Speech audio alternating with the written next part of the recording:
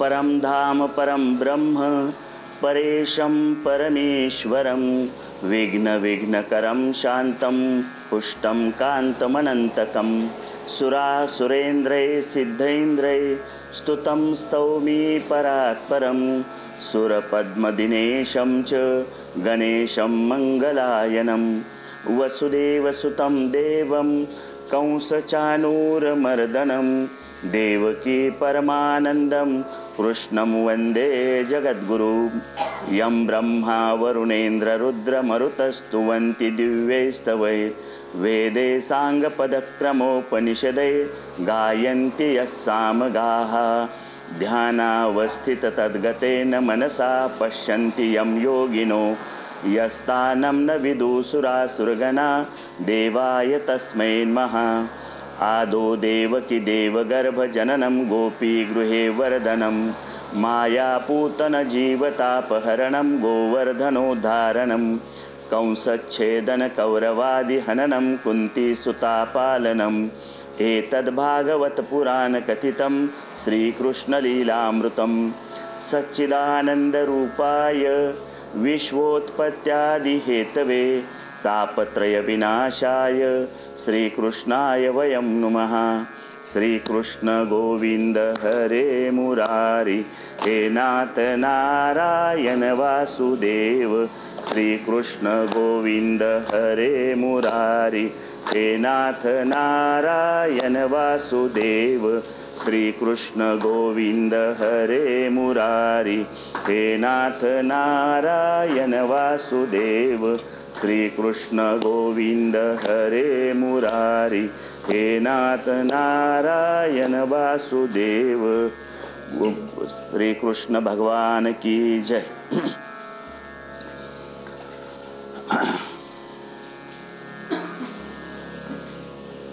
आज आपण 5व्या स्कंदाला सुरुवात करणार आहोत। या 5व्या स्कंदाला सुरुवात करताना काही जे त्या 5व्या स्कंदातले जे महत्त्वाचे विषय आले त्याला अनुसरून काही त्याचं तात्पर्य आहे ते तात्पर्य आपण अगोदर बघूया। आपल्या भागवत या ग्रंथामध्ये किंवा आपल्या एकूण भारतीय संस्कृतीमध्ये 2 गोष्टी मांडलेल्या आहेत। त्यातली पहिली आहे पुनर्जन्म आणि दुसरा आहे कर्मविपाक। ही आपल्या संस्कृतीची एक वेगळी वैशिष्ट्य आहे। पुनर्जन्म म्हणजे काय की हा जो जीव आहे या शरीरात असलेला हे शरीर बदलतं, पण शरीर बदललेलं असलं तरी जीव मात्र तसाच राहतो आणि तो पुन्हा पुन्हा काय होतो जन्माला येतो। आता का जन्माला येतो? जर त्याच्या वासना राहिल्या असतील तर त्या वासनेप्रमाणे तो काय होतो जन्माला येतो। नाथ महाराजांचं वचनच आहे, जन्म घ्यावा लागे वासनेच्या संगे। कुणामुळे जन्म घ्यावा लागतो? वासनेमुळे जन्म घ्यावा लागतो।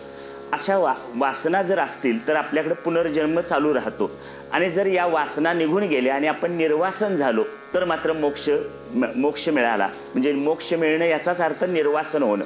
किती अर्थ सांगितले बघा। मोक्ष म्हणजे आनंद, मोक्ष म्हणजे निर्भयता, मोक्ष म्हणजे शांती, मोक्ष म्हणजे समाधान, मोक्ष म्हणजे तृप्ती आणि आता सांगितलं मोक्ष म्हणजे निर्वासन होणे। निर्वासन होणे म्हणजे पूर्ण सर्व वासना काय होणे नाहीशा होऊन जाणे। आता हा पुनर्जन्म आपल्याला पुनर्जन्म हा मानावा लागतो। काही आपले ह्याला पुनर्जन्माला विरोध करणारे सुद्धा लोक आहेत। पुनर्जन्म वगैरे काय नाही, हे एकदा शरीर मिळालं खा प्या मजा करा, हे शरीर गेलं ह्याची राख झाली की पुन्हा काही शिल्लक राहत नाही, अशी सुद्धा एक विचारधारा आहे। पण आपली ही जी हिंदू धर्म संस्कृती आहे ही पुनर्जन्म मानते। पुनर्जन्म मानण्याची 2 कारणं आहेत। एक, समजा मी जन्माला आलो आणि आयुष्यभर पापकर्म केलं आणि आयुष्यभर पापकर्म केलं, वाईट वागलो, निषिद्ध कर्म केली आणि माझा मृत्यू झाला, मग पुन्हा जन्मच नसेल तर त्या कर्माची फळं कुणाला मिळणार? कळलं? म्हणजे मी जे चुकीचं वागलो त्या चुकीच्या कर्माची किंवा चांगलं वागलो असेल तर चांगल्या कर्माची मला काय मिळाली पाहिजेत? फळं मिळाली पाहिजेत। मग मी पापकर्म केली आणि त्याचं कोणतंही फळ न मिळता मला जर पुढचा जन्म मानला नाही तर काय होईल?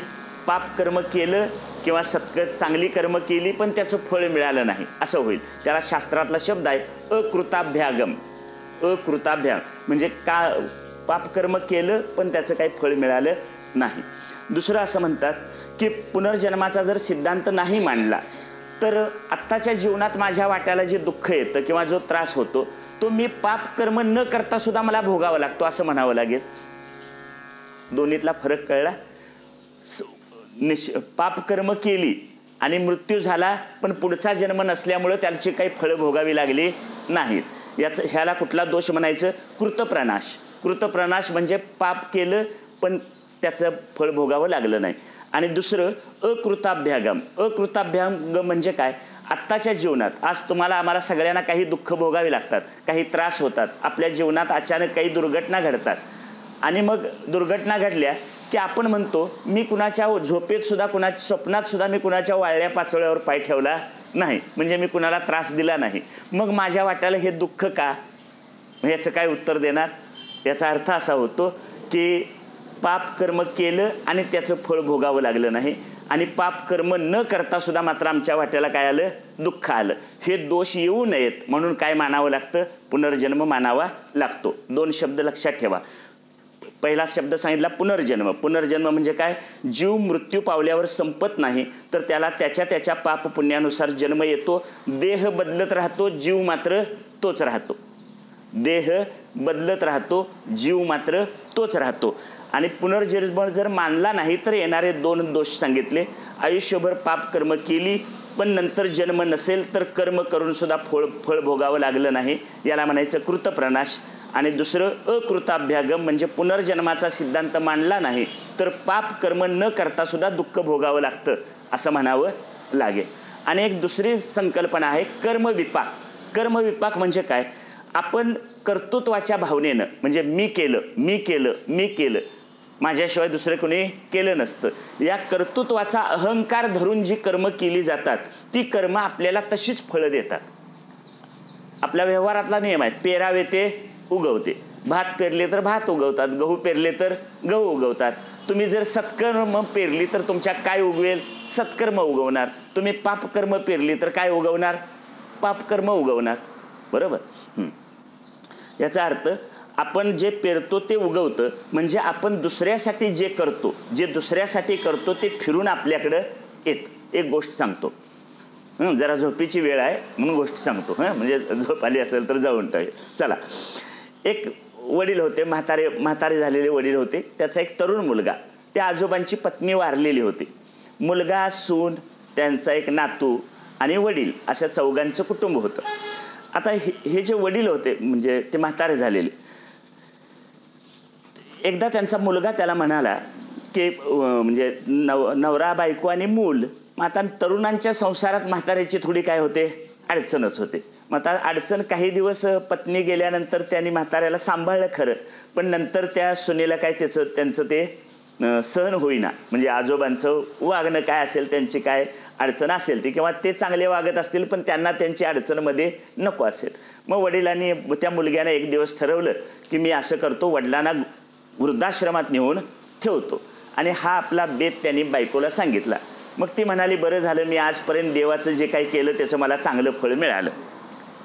काय कळलं तुम्हाला? मी जे सून म्हणाली, मी जे काही देवाचं केलं आजपर्यंत त्याचं मला चांगलं फळ मिळालं. माझ्या नवऱ्याला सद्बुद्धी झाली. कशाची सद्बुद्धी झाली? आपल्या वडिलांना वृद्धाश्रमात नेऊन ठेवण्याची. पण एक म्हण आहे, म्हातारी माणसं आणि सोडलेलं मांजर, कुठं पण सोडलं तरी ते काय होतं? परत येतं. त्याने वृद्धाश्रमात नेऊन ठेवलं आणि 1-2 दिवसात तिथं पण त्यांचं काही जमलं नाही, ते परत घराकडं आले. आता सुनेला आणि त्रास व्हायला लागला. मग तिने आपल्या नवऱ्याला सांगितलं. मग ते म्हणाले, हे बघ, आता मी ह्यांना तिकडे कुठंतरी काशीला, वाराणसीला नेऊन सोडतो. आता ते तिथून परत येणार नाहीत अशा जागी मी नेऊन सोडतो. मग मुलानं सांगितलं वडिलांना, आता काय मी तुम्हाला नेऊन सोडणार आहे असं नाही सांगितलं, चला आपण काशीला जाऊन येऊया, देवदर्शन करून येऊया. म्हणून मुलानं तिकीट काढलं. रेल्वेत बसले 2 जण, वडील आणि मुलगा, आणि ते त्यांना काशीला घेऊन गेले. वाराणसीत म्हणजे काशीत पोहोचले. मध्यरात्री पोहोचले. मध्यरात्री काशीत पोहोचल्यानंतर मुलगा म्हणाला, आता आपण काय मुक्काम इथं थांबायचं नाही, काय विश्रांती घ्यायची नाही, आता आपण सरळ काय करूया, नदीला जाऊया, गंगा स्नान करूया, दर्शन घेऊया. वडील म्हणाले, अरे बाबा एवढी गडबड का? आपण आता रात्रीच आलोय आणि सकाळी हे करूया. मग मुलानं विचार केला. आपल्या डोक्यात जे आहे की ह्यानी आता आपल्या घराकडे परत येता कामा नये. आता ही गोष्ट करायची असेल तर ही गोष्ट रात्रीच्या अंधारातच ठीक आहे, दिवसा उजेडी केली तर ती लोकांना कळणार. म्हणून मुलगा म्हणाला काय नाही, आत्ताच जाऊन गंगा नदीत आंघोळ करायची, म्हणून तो वडिलांना घेऊन तिथं गेला. वडिलांना घेऊन गेला, घाटावर गेला आणि वडिलांना आत घेऊन तो पाण्यात आत घेऊन चालला. तेव्हा वडील म्हणाले, असं इतक्या अंधारात तू मला पाण्यात ओढून घेऊन कशाला निघालास? तुझं काय मला बरं तुझे हे दिसत नाही, तुला काय नेमकं करायचं आहे? काय म्हणजे काय नाही म्हणाला, इथं आंघोळ करायची आहे. म्हणून तो ओढून घेऊन निघाला. ओढून आत खोल पाण्यात जाता जाता वडिलांच्या लक्षात आलं की हा आता आपलं काहीतरी घातपात करणार किंवा बरं वाईट करणार. तेव्हा वडील म्हणाले की हे बघ, मला जरा हितं नको, तुला जे काही करायचं आहे ते कर, पण हितं नको, जरा वरच्या बाजूला जाऊया. कुठं? वरच्या बाजूला जाऊया, म्हणजे घाटाच्या दुसऱ्या ठिकाणी जाऊया. मग मुलगा म्हणाला, मला जे हितं करायचं आहे तेच तिथं होणार. बरोबर, म्हणजे त्यांना काय करायचं होतं, वडिलांना त्या पाण्यात खोल पाण्यात ढकलून द्यायचंच होतं. मग पण वडील काय म्हणाले, मला इथं नको तिकडं चल. तेव्हा मुलाला ते म्हणाले, हिथं नको तिथं का? तर वडील म्हणाले, मी पण फार वर्षापूर्वी माझ्या भावाला इथंच आणून टाकलं होतं. काय कळलं? मी माझ्या भावाला 8-10 वर्षापूर्वी इथंच आणून टाकलं होतं. काय सांगितलं मी? कर्मविपाक. कर्मविपाक म्हणजे काय? तुम्ही जे पेरता ते फिरून कुठं येतं? तुमच्यापर्यंत येतं. ॲक्सिडेंट होतो, दोन्ही हातावर मी पडतो, पण माझ्या एकाच हाताला दुखापत होते, दुसऱ्या हाताला होत नाही. एका हाताला का होते? ते जे काही पापकर्म केलं असेल ते ज्या हातानं केलं त्या हातालाच काय होते? दुखापत होते. म्हणून तुमच्या माझ्या जीवनात आज येणारी जी दुःख आहेत ती बीजे आपण कुठंतरी कधीतरी काय केलेली आहेत? पेरलेली आहेत. दुसऱ्या कोणामुळे आपल्या वाट्याला दुःख येत नाही. ही सगळी जी दुःख मिळतात ते आपणच कधीतरी काहीतरी केलेलं असतं. ते वामन पैंचं एक वाक्य प्रसिद्ध आहे बघा, तूच आहेस तुझ्या जीवनाचा शिल्पकार. म्हणजे तुझं जीवन काय घडवायचं हे काय करू शकतोस? तूच ठरवू शकतोस. म्हणून काय म्हणतात ते, आपण जे हा कर्मविपाकाचा सिद्धांत आहे, जे आपण करू तेच फिरून काय होतं? आपल्याकडे येतं. ह्या दोन गोष्टी बघून आपण आता आपल्या 5व्या स्कंदाला वळूया, कारण 5व्या स्कंदात अशाच प्रकारची कथा आलेली आहे. 5व्या स्कंदाचं नाव आहे स्थान. स्थान म्हणजे काय? स्थान शब्दाचा अर्थ आहे स्थिती. स्थान म्हणजे काय? स्थिती. स्थिती शब्दाचा अर्थ एक शब्द तुम्हाला माहिती आहे, परिस्थिती. परिस्थिती हा शब्द माहिती आहे. मग स्थान म्हणजे ठिकाण. आता ठिकाणाचा अर्थ काय होतो की हे सगळी भूगोल आहे. भूगोल म्हणजे भूमी, जमिनीचा भाग, आणि खगोल म्हणजे आकाशाचा भाग. ह्या सगळ्या भूगोलाला आणि खगोलाला कुणाचा आधार आहे? तर एका भगवंताचा आधार आहे. म्हणजे ह्या सगळ्याचं स्थान कुठं आहे? भगवंताच्या जवळ आहे. परमात्म्याचा किंवा भगवंताचा ह्याला आधार आहे. आता भगवंतानं आधार दिलेली ही भूमी आहे. या भूमीवर सुद्धा म्हणजे एकूण भूगोलात आणि खगोलात 3 प्रकारचे लोक आहेत. एक पृथ्वी लोक आहे, दुसरा ऊर्ध्व लोक आहे आणि तिसरा अधोलोक आहे. परवा दिवशी मी 14 लोकांची हे वाचून दाखवली होती. म्हणजे ऊर्ध्व लोक 7 आहेत आणि अधोलोक 7 आहेत आणि मिळून 14 लोकांचा हा विराट पुरुष होतो. तर पृथ्वी लोकामध्ये मनुष्य लोक, नरक लोक, पितृलोक आणि प्रेतलोक असे 4 लोक आहेत. जरा एक समजावून घेणार आहे, पण नाव बघा, ऐका फक्त. नंतर पुढचा आहे ऊर्ध्व लोक. या ऊर्ध्व लोकामध्ये ब्रह्मलोकापर्यंत म्हणजे भूलोकापासून ब्रह्मलोकापर्यंतचा भाग येतो आणि मध्ये तलापासून पाताळापर्यंतचा भाग येतो. तळापासून तल ते पाताळ. आता हे सगळ्या मांडलेल्या काय आहेत? कल्पना आहेत. आपला संबंध कुठं आहे? आता मनुष्य लोकाशी आहे. तो मनुष्य लोक तेवढा आपण आता समजावून घेऊया. पृथ्वी लोकामध्ये मनुष्य लोक, नरक लोक, पितृलोक आणि प्रेतलोक. आता मनुष्य लोक म्हणजे काय? आता आपण ज्याच्यावर राहतो त्याला मनुष्य लोक म्हणायचं. इथं 4 प्रकारचे प्राणी आहेत. एक अंडज, जरायुज, स्वेदज आणि उद्भिज. अंडज म्हणजे ज्यांचा जन्म अंड्यातून होतो. कोंबडी अंड्यातून जन्म, चिमणी अंड्यातून जन्म, मुंग्या यांचा अंड्यातून जन्म होतो. म्हणजे ज्यांचा जन्म अंड्यातून होतो त्याला काय म्हणायचं? अंडज. दुसरं जरा म्हणजे गर्भाशय. ज्यांचा जन्म आईच्या पोटातून गर्भाशयातून होतो त्याला कुठले प्राणी म्हणायचं? जरायुज. मग माणूस कुठला प्राणी आहे? जरायुज. माणूस जरायुज आहे. म्हैस जरायुज, गाय जरायुज. म्हणजे या प्राण्यांच्या पोटात असलेल्या गर्भाशयातून त्यांच्या आईच्या पोटातून काय होतो? त्यांचा जन्म होतो.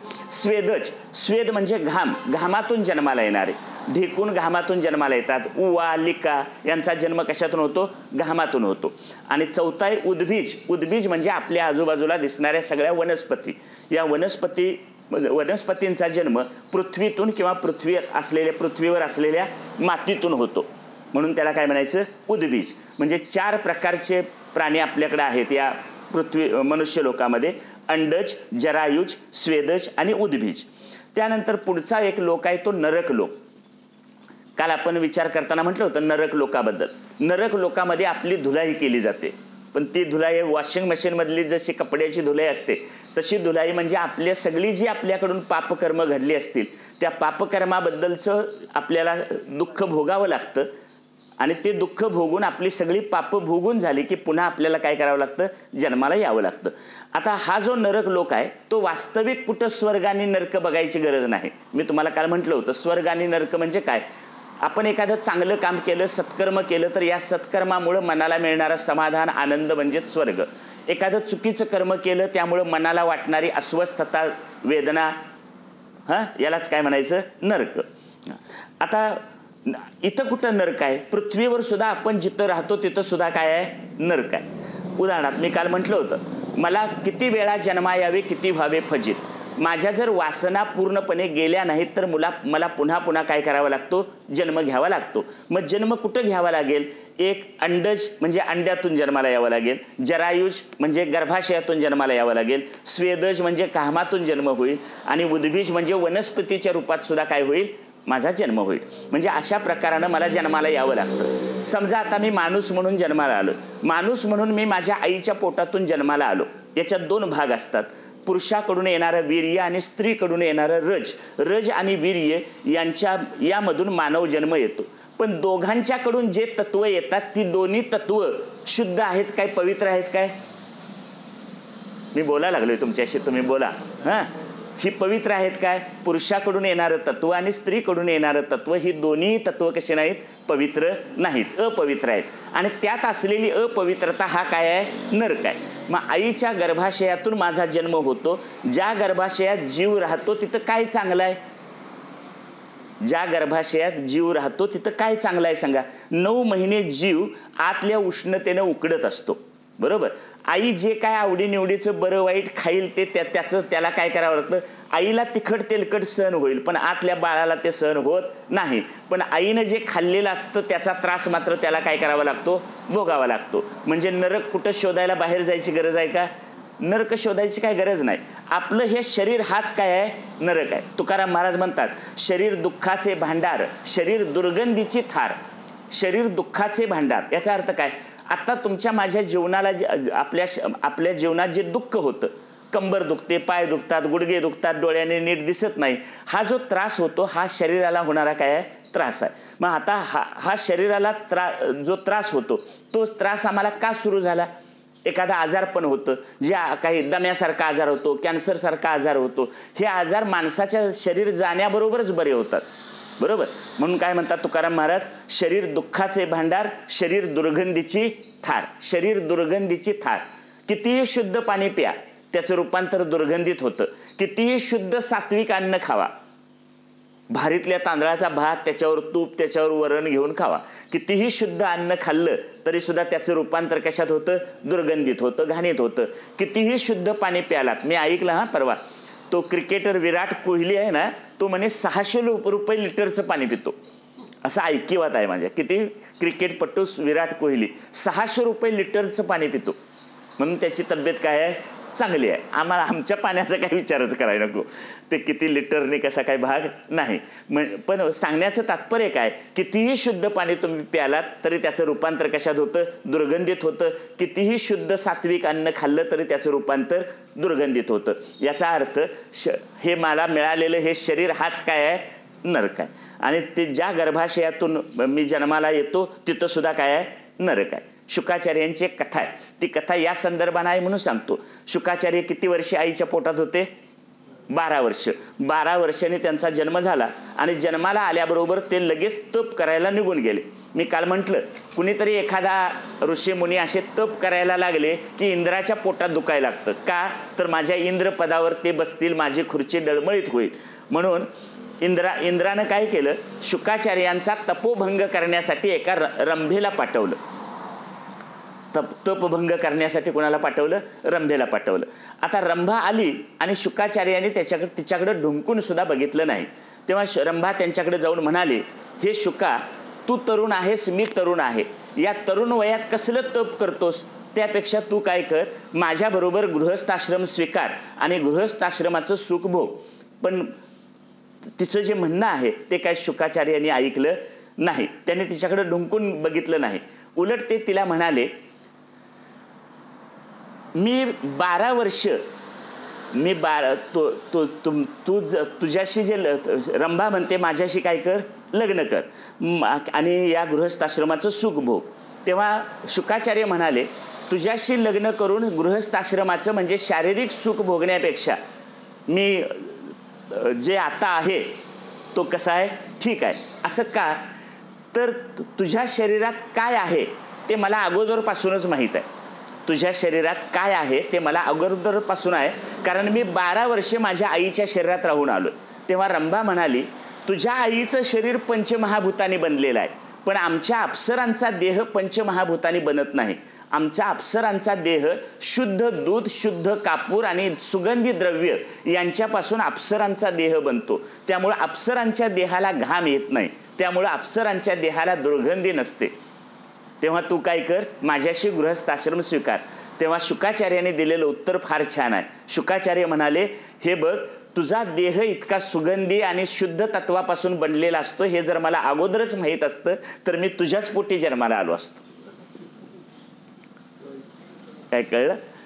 मी काय केलं असतं, तुझ्याच पोटी जन्माला आलो असतो. आई, मला हे अगोदरच माहीत असतं तर मी तुझ्या पोटी जन्म घेतला असता. सांगण्याचं तात्पर्य काय, शरीर कुणाचंही असो ते पंचमहाभूताने बनलेलं आहे आणि ते दुःखाचं कोठार आहे, दुःखाचं भांडार आहे आणि रोगाचं भांडार आहे, दुःखाचं भांडार आहे, दुर्गंधीनं भरलेलं आहे. त्यामुळं मला मिळालेलं शरीर हा सुद्धा काय आहे, नरक आहे.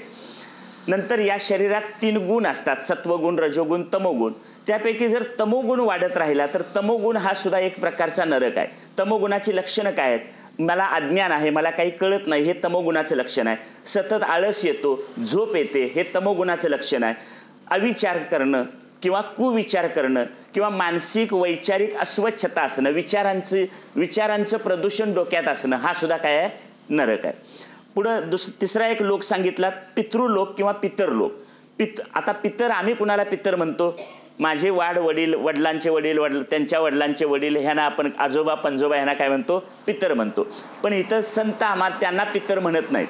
पितर कुणाला म्हणायचं, श्रुती स्मृतीचे अर्थ आपण होनी मूर्त, अनुष्ठोनी जगा देत ते वडील गा. श्रुती स्मृतीचे अर्थ म्हणजे श्रुतीने, वेदांनी, तत्ववेदानं, शास्त्रग्रंथांनी जे अर्थ सांगितले त्याप्रमाणे जीवन जगून दाखवलं त्यांना काय म्हणायचं, वडील. मग या अर्थानं ज्ञानेश्वर महाराज, तुकाराम महाराज हे आमचे कोण आहेत, पितर आहेत. पितर आम्ही कुणाला म्हणायचं, पितर, ज्ञानेश्वर तुकाराम महाराज हे आमचे काय आहेत, पितर आहेत. कारण त्यांनी एक उत्तम चरित्र मागं ठेवलं. आम्ही परमार्थ कसा करावा म्हणजे आमचं कल्याण होईल असं ज्यांना वाटतं ते काय आहेत, पितर. म्हणजे आमचं कल्याण व्हावं असं ज्यांना वाटतं त्यांना काय म्हणायचं, पितर. मग आता ज्ञानेश्वर महाराजांनी ज्ञानेश्वरी लिहिली, तुकाराम महाराजांनी गाथा लिहिली, कुणासाठी लिहिली, त्यांच्या स्वतःसाठी लिहिली का आमच्यासाठी लिहिली? त्यांच्यासाठी काही गरजच नव्हती. समजा ज्ञानेश्वर महाराजांनी ज्ञानेश्वरी लिहिली नसती तर समाधी घेऊ शकले नसते काय? तुकाराम महाराजांनी गाथा लिहिली नसती किंवा गाथा सांगितली नसती तर ते काय सदैव वैकुंठाला गेले नसते काय? असं काहीच नाही.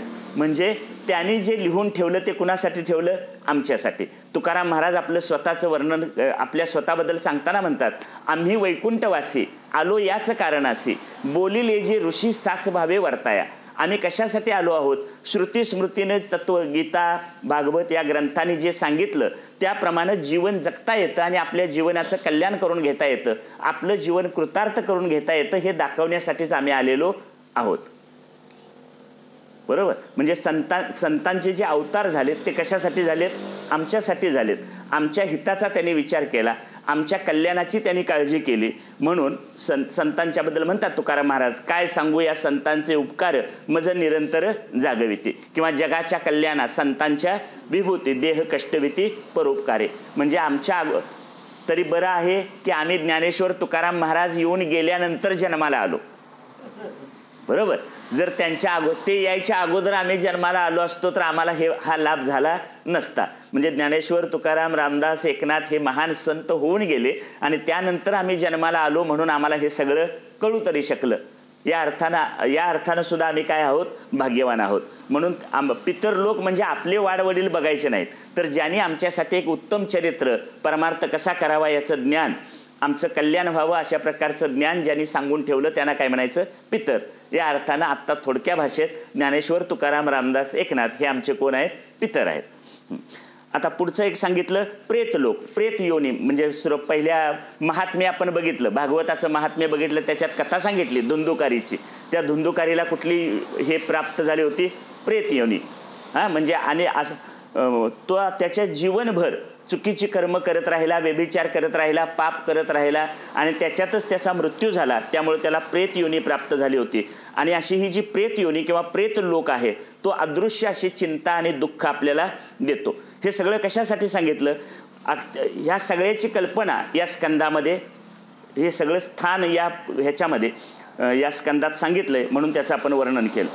आता एक गोष्ट आणखी लक्षात ठेवा, हे आता कोण कुणाला सांगायला लागलंय भागवत, मूळ मुद्द्यावर जाऊया ना, तर ते सुटलं. आणि कोण कुणाला सांगायला लागले, शुकाचार्य राजा परीक्षितीला सांगायला लागले.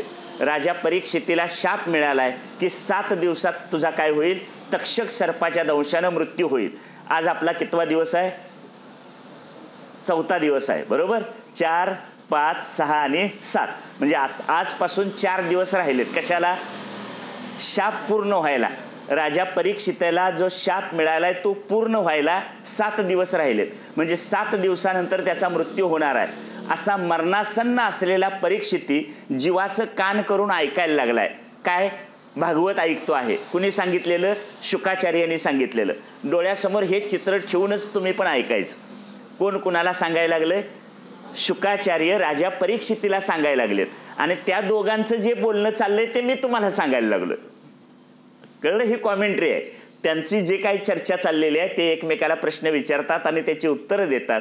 त्याबद्दलची माहिती आपल्याला त्या भागवत ग्रंथामध्ये दिली.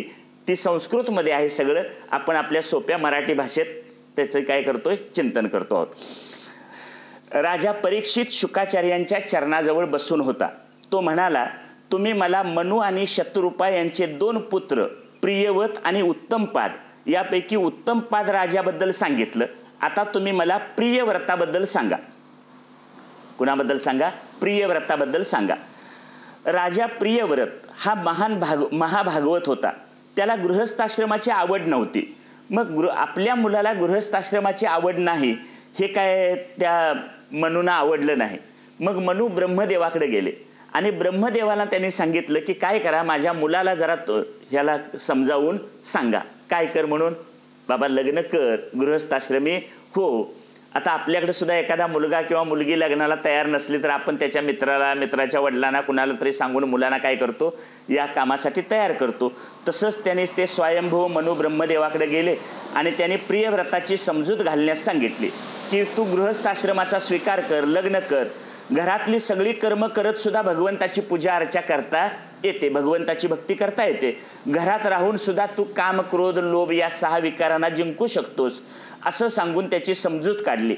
मग प्रियव्रतानं मनाविरुद्ध गृहस्थाश्रम स्वीकारला.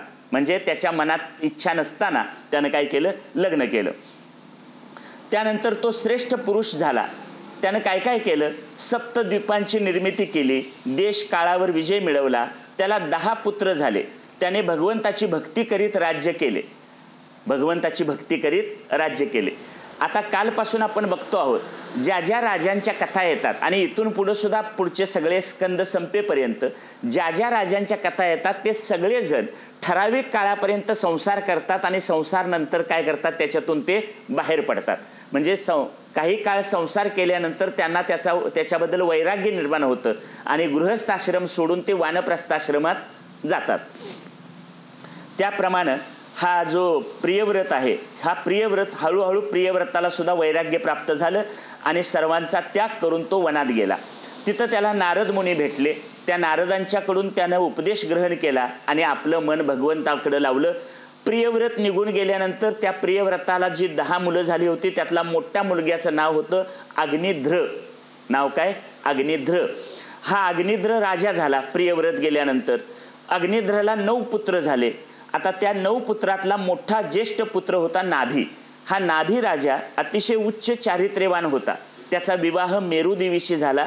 नाभीची इच्छा होती की भगवंताने आपल्या पोटी पुत्र रूपानं जन्माला यावं. मग आपल्या पोटी जन्म घ्यावा म्हणून त्यानं यज्ञ केला आणि यज्ञदेव प्रसन्न झाले. पुरोहितांनी नाभी राजाची इच्छा, म्हणजे जे यज्ञ करणारे लोक होते त्या यज्ञ करणाऱ्या लोकांनी नाभी राजाचा जो संकल्प आहे, काय संकल्प होता, काय इच्छा होती की आपल्या पोटी भगवंतानं पुत्र रूपानं जन्माला यावं, हा त्याचा जो संकल्प आहे, हा त्याचा संकल्प पुरोहिताने म्हणजे त्या यज्ञ करणाऱ्या ब्राह्मणाने कुणाला सांगितला, भगवंतांना सांगितला. ब्राह्मणाची वाणी सत्य झाली पाहिजे म्हणून भगवंताने सुद्धा मी आपला पुत्र बनून येईन असं नाभीला सांगितलं. नाभी राजा प्रसन्न झाला. लवकरच त्याच्या घरी भगवान अवतीर्ण झाले. त्यांच्यात अनेक सर्वश्रेष्ठ लक्षणं दिसत होती. तुमचं इकडे लक्ष द्या. त्यांच्यात अनेक सर्वश्रेष्ठ लक्षणं दिसत होती म्हणून त्यांचं नाव ठेवलं ऋषभ. ऋषभ शब्दाचा अर्थ आहे श्रेष्ठ. ऋषभ म्हणजे काय, श्रेष्ठ. आता त्यांना नाव दिलं ऋषभ किंवा ऋषभदेव म्हणतात. हे ऋषभदेव तरुण झाले आणि तरुण होताच त्यांचा राज्याभिषेक करण्यात आला. त्याला आपल्या मुलाला राज्याभिषेक केला आणि नाभी राजा सुद्धा काय केला, घर सोडून निघून गेला. हे सगळं पुन्हा पुन्हा मी का सांगतोय, म्हणजे काही ठराविक काळानंतर आपण आपल्या गृहस्थाश्रमातनं काय केलं पाहिजे, बाहेर पडलं पाहिजे. निदान ते बाहेर जाऊन जंगलात वनात जाऊन ईश्वराचं चिंतन करत होते. आम्हाला वन नाही, जंगलं आम्ही आता काय कुठं शिल्लक ठेवलेली नाहीत, पण निदान स्वयंपाकघर सोडून तरी काय करावं, आपल्यापुरती आपल्या खोलीत बाहेर उजदारला यावं, तिथं सतत डोकावत राहू नये. त्या नव्या पिढीला त्यांचा काय केला, संसार करू दिला पाहिजे.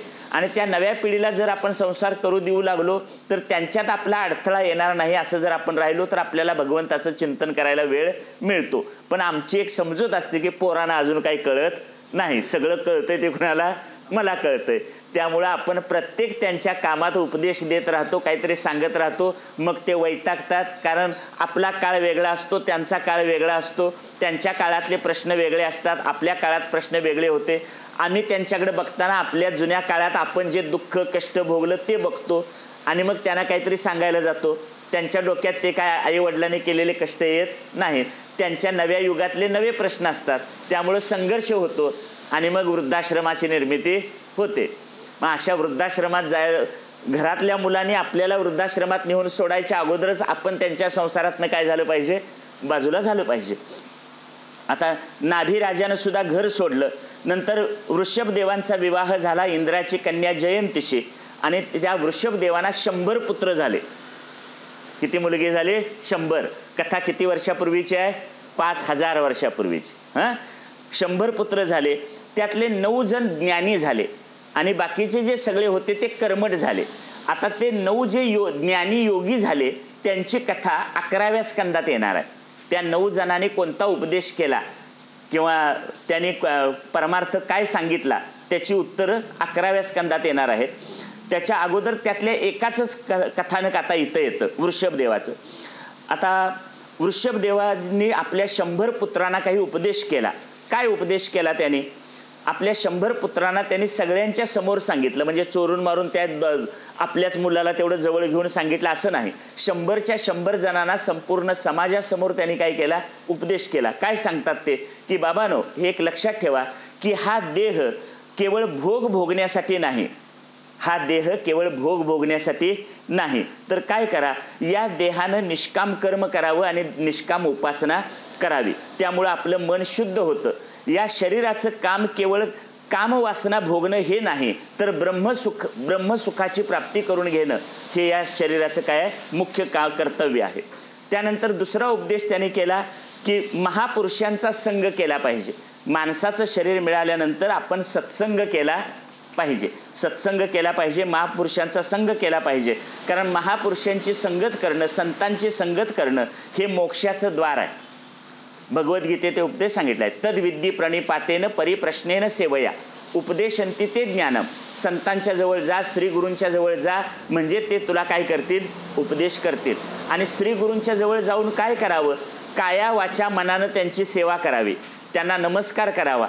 त्यांना ते प्रसन्न आहेत असं बघून, कशानं प्रसन्न, तुम्ही केलेल्या सेवेनं. तुम्ही केलेल्या सेवेनं श्री गुरु किंवा संत प्रसन्न आहेत असं बघून त्यांना काही आत्मज्ञानाबद्दल परमार्थाबद्दल प्रश्न विचारावेत. आम्ही सुद्धा गुरूंच्याकडे जातो आणि काय प्रश्न विचारतो. आमच्याकडे कृष्णम काका शुक्ल म्हणून एक होते, माहिती आहे नाव कुणाला, गारगोटीला कृष्णम काका शुक्ल होते. तर त्यांच्याकडं 100 प्रश्न विचारायला जर 100 लोक आले तर त्यातले 95 ते 96 प्रश्न हे शेळी कुठं सुटून गेली या, कनिंग कधी लावू, विहीर काढायला कधी सुरुवात करू, मुलग्याला नोकरी कधी लागेल, मुलगीला अजून मूल व्हायला नाही तिला कधी मूल होईल, अशा सांसारिक जीवनातले प्रश्न विचारणारे होते. म्हणजे 100 99 प्रश्न हे कशाच्या संदर्भाने असायचे, संसाराच्या. मग श्री गुरूंच्या जवळ जाऊन प्रश्न कुणाचा विचारावा, भगवंत म्हणजे काय, भगवंताची भक्ती म्हणजे काय, आत्मज्ञान म्हणजे काय, आत्मसुख कशानं प्राप्त होईल, अशा प्रकारचे प्रश्न काय केले पाहिजेत, विचारले पाहिजेत. म्हणून ते म्हणतात तद्विद्धी प्रणिपातेनं परिप्रश्नेनं सेवाया. श्री गुरूंच्या जवळ जा आणि त्यांच्या जवळ नम्र हो. श्री गुरूंच्या जवळ जाऊन नम्र व्हायचं का, ते ज्ञान पैगा बरवे जरी मनी हाती आणावे तरी संताया भजावे सर्वस्वेसी. संतांच्या जवळ ते ज्ञान आहे, ते ज्ञान संतांच्या जवळून आपल्याला मिळतं. तनु मनोजीवे चरणासी लागावे अगरवता करावे दास्य सकळ. मग अपेक्षित जे आपुले तेही सांगती पुसिले. आपल्याला जे विचारायचं ते विचारावं, मग ते सांगतील. ज्याने अंतःकरण बोधले संकल्पानये, आपल्या अंतःकरणात पुन्हा नव्या वासना नवे संकल्प निर्माण होणार नाहीत अशा प्रकारचं ज्ञान ते सांगतात. म्हणून काय करावं, संतांच्या जवळ जावं, त्यांच्या जवळ जाऊन त्यांची सेवा करावी. ते म्हणतात ते तर सेवा हा दारवंटा. म्हणून महापुरुषांचा संघ ही आपल्या जीवनातली एक भाग्यानं मिळणारी काय आहे, गोष्ट आहे. मग काल आपण विचार मांडला होता, संतांची संगत जाणीवपूर्वक करावी, दुर्जनाची संगत वाईट जाणीवपूर्वक टाळावी आणि आपल्या जीवनात येणारी विसंगती काय करावी, सहन करावी. महापुरुषांचा संघ. आता व्यवहारात मी माझ्या पत्नीचा संघ करतो, पत्नी माझा संघ करते, म्हणजे आम्ही दोघं एकमेकांमध्ये संघाने काय झालेलो आहोत, आसक्त झालेलो आहोत. आता आमच्या